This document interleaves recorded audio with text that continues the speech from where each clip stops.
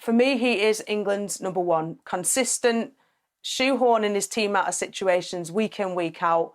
I think he's going to be under the microscope, and Gareth Southgate will know best as to whether he's competent with his feet enough to be able to implement the game plan that's required at England. We look at them stats there, and you look at one of the passing accuracy of a goalkeeper. Now, listen, 10 years ago, we'd never that stat wouldn't have even been on that table there, because we wasn't talking about goalkeepers' feet. But we are in a time now where their footwork and their feet and their distribution is a key part to any team that wants to play football. Now, Gareth Southgate, England manager, one of his philosophies and ethos is about playing out from the back. So whoever goes in goal has to be good in that area. And Pickford's the best in that area out of them three goalkeepers there. So that's probably why you'd see him ahead, I think. I think also you have to take into account experience at tournament football. Pickford's played at a tournament, came home a hero.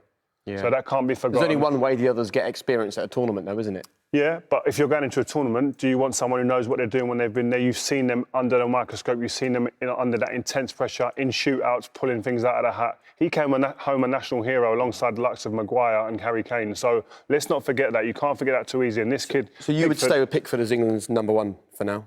Yeah, I think he's done enough to stay in there. I think he has, because I think he's got that personality. I think people say, oh, he's made mistakes here and there, but who hasn't? People go through phases in their career, in goalkeeper terms, still a young goalkeeper, but I just believe that international tournament experience cannot go undervalued.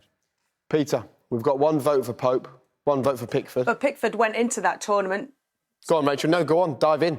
It's a free-for-all, just with a long delay, that's all.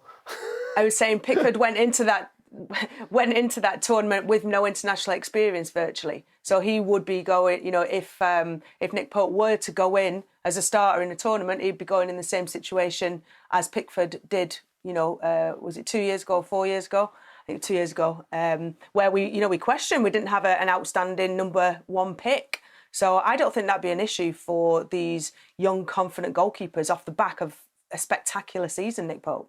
Peter?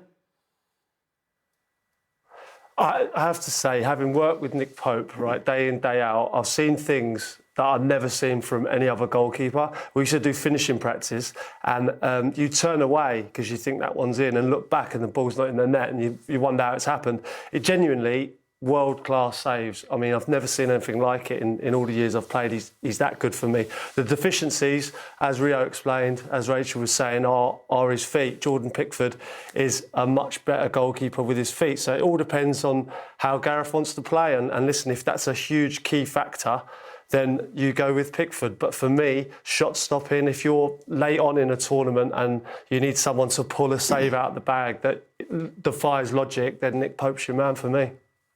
You've been outvoted 2-1. There you go.